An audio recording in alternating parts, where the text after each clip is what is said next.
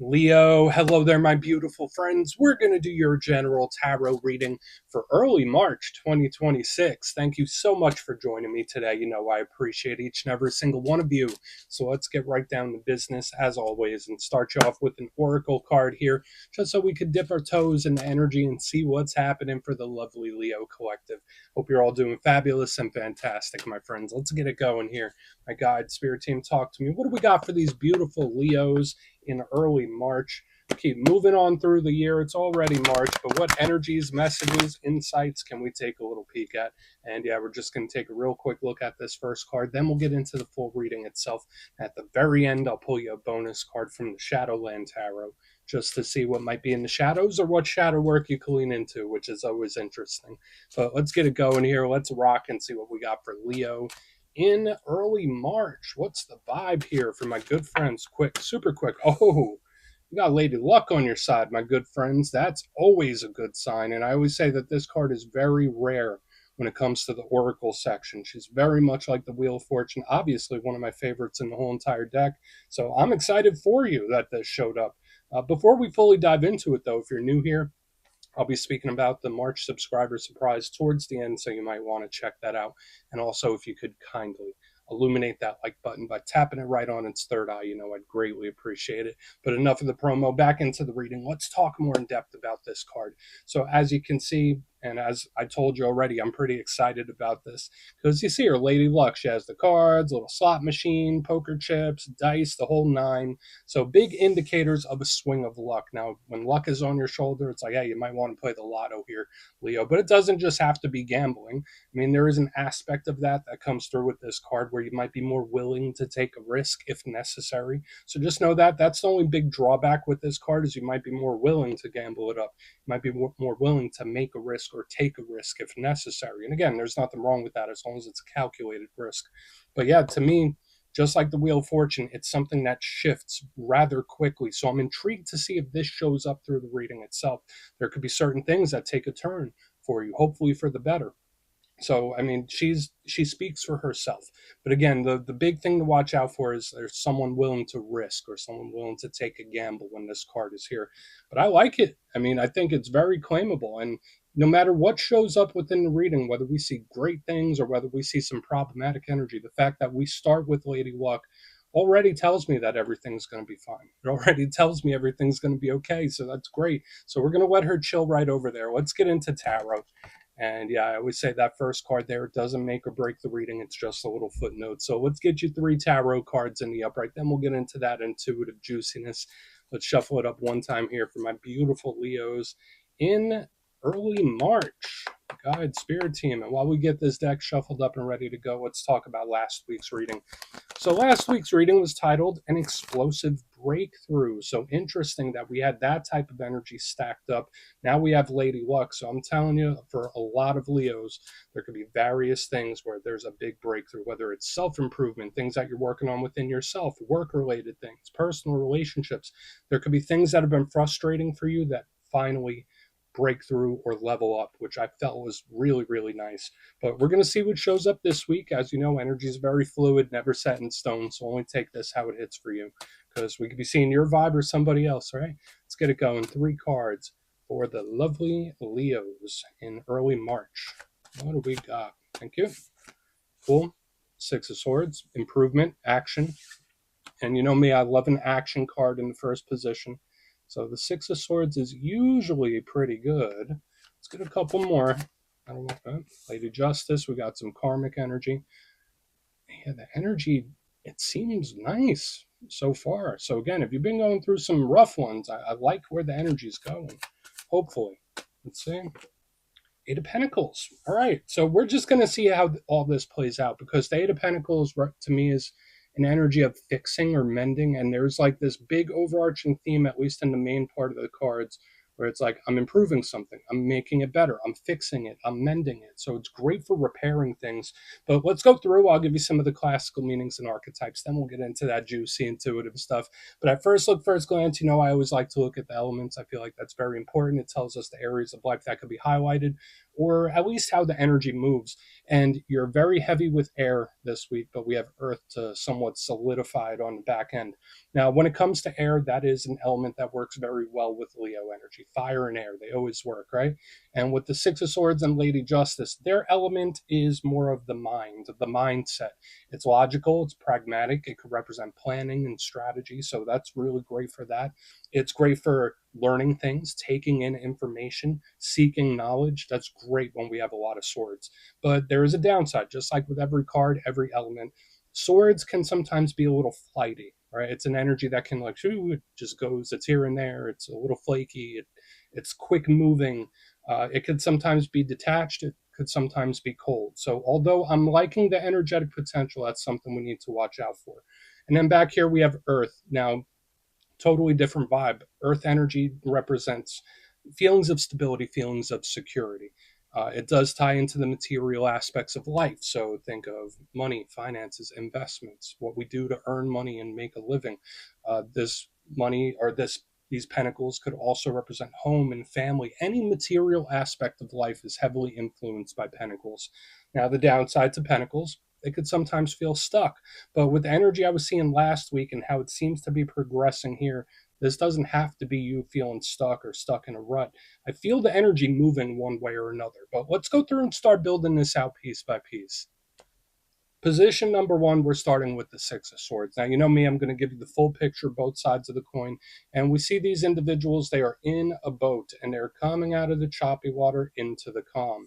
This person is ferrying them along. So this could represent distance, travel, moving in one way or another. So the energy could be progressing. But the big overarching theme with the Six of Swords is improvement, coming out of the choppy waters into the calm. We're not moving backwards, we're moving forward. So I like that, especially since this card could just represent action, whether it's actions you're taking, actions other people are taking. Six of Swords is like, I'm not just sitting around, I'm going to do something about this. So I like it. Even if you're cross watching for a Leo, this is always a good sign of improvement for things to come.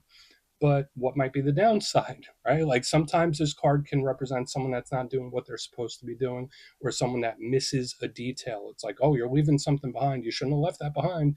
You know, like sometimes when you leave the house and you forget your keys or you forget your wallet, it's like that. Like this energy could sometimes be forgetful, where it's too quick to move forward and it doesn't see what it's leaving behind. In its roughest sense, sometimes it could be giving up or abandoning. I'm not saying that's what you're doing, but I'm just trying to give you the big picture. But mostly it's for action and improvement. We like it. Now, moving to the center, as we get this Six of Swords right back over here by the amethyst crystal, we have Lady Justice. Beautiful. Now, this does connect to Libra energy. So if you have Libra placements, if you're connected to Libra, could be represented by this. She's a very in-depth type of card. She's highly karmic. But a big thing I always say about Lady Justice, she can represent fair and balanced type of energy. There could be a lot of things that you're analyzing. Maybe someone's analyzing you. Because when I think of Lady Justice, it's like I'm watching something, I'm analyzing it, and I'm judging it. So keep your eyes open for stuff like that. She does often show up if there's anything legal you're dealing with, anything contractual, anything you're putting your signature on. So just be very careful in this time. If you're putting your signature on something, whether it's a work contract, business, legal documents, be very careful about what you sign when we have Lady Justice. But she is the biggest karmic card as well, where the universe could be balancing the scales. So karma doesn't always have to be a bad thing. It doesn't always mean you're reaping what you sow or bad things are coming back at you. Sometimes there could even be karmic rewards. And she's huge when it comes to that. So we'll take a look, especially since we had Lady Luck in the beginning. Now we have Lady Justice. It's like all the ladies. They're all showing up for Leo this week. Now, moving to the back end, we have the Eight of Pentacles. I like this card. And we see this individual artisanal over the workbench, creating something. This is great for creativity. So if the creative juices are flowing, thinking outside of the box, it's beautiful. This is one of my top two cards that deal with career. So some Leos, you might be very much career-minded in this time, pentacle-focused, business-minded. Nothing wrong with that. If we are to strip away the work and the material aspects, to me, this is a card of effort. I want to work on something. I want to put energy into this. I want to push things forward. I want to improve them, very similar to the Six of Swords. So there's this energy of improvement and pushing something forward. I could also tell you this, if you're dealing with certain things that have been pretty rough for a while, The Eight of Pentacles wants to fix things. It doesn't just want to put energy into it. It's like, all right, well, let's fix this. Let's mend this. So sometimes it can show up if there's like a problem or a situation you're dealing with. But the energy is looking for solutions. And that's what I like about it. The downside to the Eight of Pentacles, sometimes the energy could be a little too imbalanced where someone might be doing more than they should. Or I don't want to say it's somebody wasting their effort or wasting their time. We just got to see the clarifier. So I want to dive deeper on all of that. Let's do it. Let's jump in and clarify. Okay. Let's get a good shuffle here for my lovely Leos. I like where we're heading so far, hopefully. Fingers crossed, right? But yeah, this is where I go intuitive with the message, which means I just tell you how it feels to me. So feel free to do further research or rely on your base knowledge of tarot, because as you know, every single reading is about the reader's interpretation. I'm just giving you mine. Let's go in on the Six of Swords. And yeah, if you're a reader yourself, please feel free to play along. That's why the box is here. If you're feeling any messages you want to give to Leo, you could drop it in the comments. I don't mind at all. Okay, Six of Swords. What's happening? Why is that there? All right, cool. Thank you.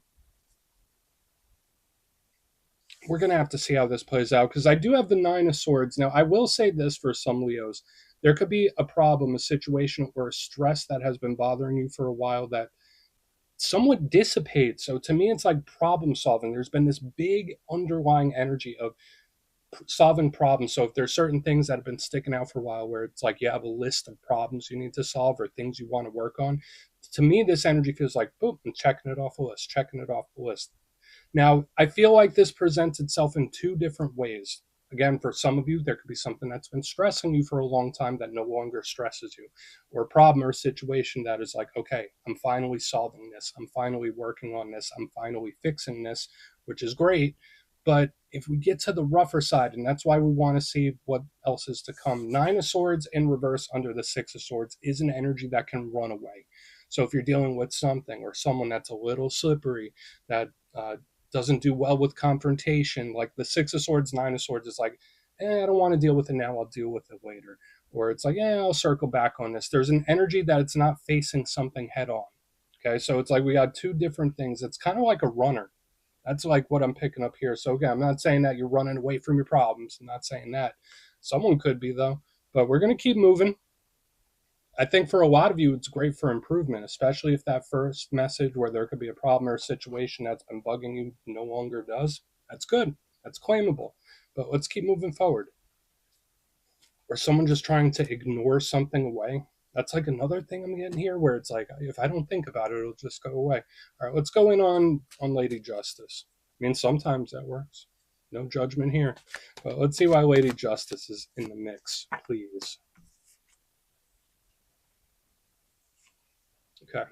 You see, I think this is good. So we have the Two of Pentacles in the upright underneath Lady Justice. This is fair. This is balanced. It's approaching something in a very even keel type of way. And I do feel like there's a big flow of karmic energy here because the Two of Pentacles is also, even though it's a minor arcana, a karmic card because it has the infinity symbol on there.